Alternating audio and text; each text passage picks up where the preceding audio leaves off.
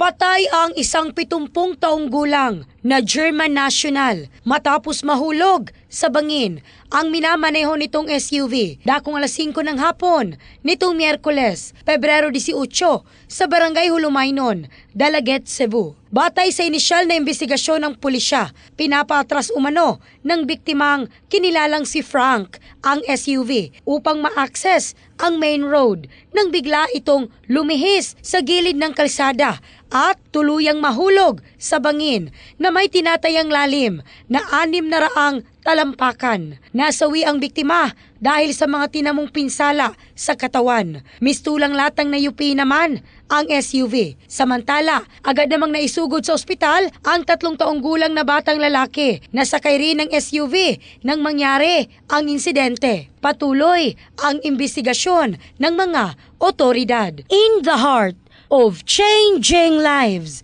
ako si Michelle Craste ng Brigada News Philippines, the Music and News Authority.